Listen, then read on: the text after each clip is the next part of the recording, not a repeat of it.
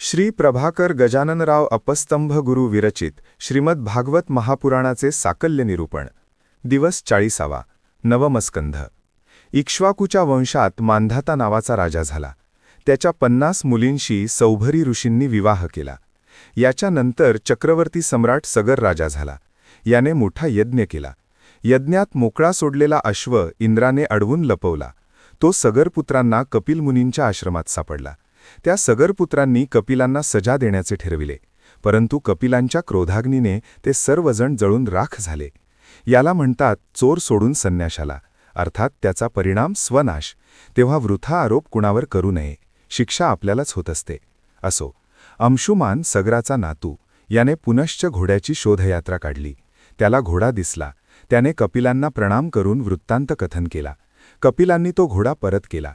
तेव्हा अंशुमानाने प्रार्थनापूर्वक कपिलांना आपल्या काकांच्या सगरपुत्रांच्या मुक्ततेसाठी मार्ग विचारला असता कपिलांनी सांगितले की गंगेचे पाणीच यांना परिष्कृत करू शकते.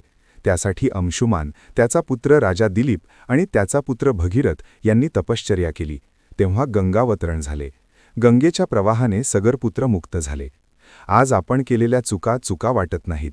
पित्याने काय केले याची माहिती नाही, आजोबांची तर जाणच नाही. अशा वाऱ्याच्या झोतावर भिरभिरणाऱ्या या जीवनाचे कल्याण तर राहोच, पण वंशवेलीच्या रक्षणाची धुरा आपल्या खांद्यावर आहे याचीही जाणीव नाही. एकेकाळी अशी आदर्श व्यवस्था राखण्यासाठी 3 पिढ्या कष्ट करीत होत्या.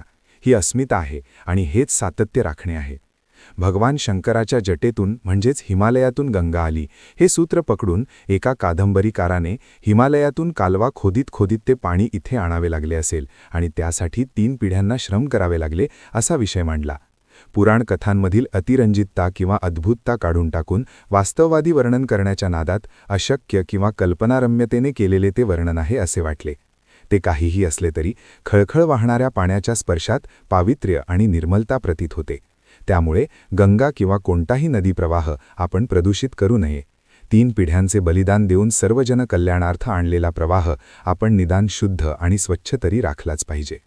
गंगेविषयी एका माझ्याच कवितेत मी लिहिले आहे, जीवनाने जलासारखे खळाळून वाहत जावे, धडा घेऊन प्रपातांचा कडा तोडून कोसळावे, जगत कार्य करून फक्त पहिल्या परी वाहत हवे. असा सार्थ जीवन जगण्याचा मंत्रही गंगाच देते. गंगेला भूमंडळी आणणारा हा भगीरथ याच्या वंशात पुढे खटवांग राजा झाला. यानंतर दीर्घवाहू, त्यानंतर रघु हा राजा झाला. त्याने अत्यंत धर्माधिष्ठित राज्य केले. शेकडो यज्ञ केले, दाने दिली. त्याचीही कीर्ती दिवंगत पसरली. त्यामुळे त्याच्या वंशाला रघुवंश असे नाव पडले. याचा पुत्र अज आणि नंतर दशरथ झाला. दशरथाला 3 राण्या, कौसल्या, कैकेयी व सुमित्रा. याला अपत्य प्राप्तीसाठी वसिष्ठांनी पुत्रकामेष्ठी यज्ञ करण्यास सांगितले. पुत्रकामेष्ठी यज्ञाच्या प्रयोगातच मुलगी झाल्यावर हा यज्ञ करावा असे नमूद आहे. यावरून दशरथाला आधी मुलगी झाली असे निश्चित म्हणता येते, कारण वसिष्ठांनी जेव्हा पुत्रकामेष्ठी कर म्हणून सांगितले तेव्हा विधिविधानाची उपेक्षा होणारच नाही, पण रामाच्या भगिनीचा उल्लेख आढळला नाही. असो, यज्ञदेवांनी प्रसाद दिला आणि वसिष्ठांनी तो दशरथाला देऊन अर्धा कौसल्येला, पुढच्यात अर्धा कैकेयी व सुमित्रेला देण्यास सांगितले.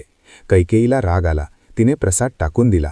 तो अंजनीला मिळाला आणि रामाचाच भाग असलेला मारुती जन्मला. दोघांचाही जन्म 5 दिवसाच्या अंतराने झाला आहे.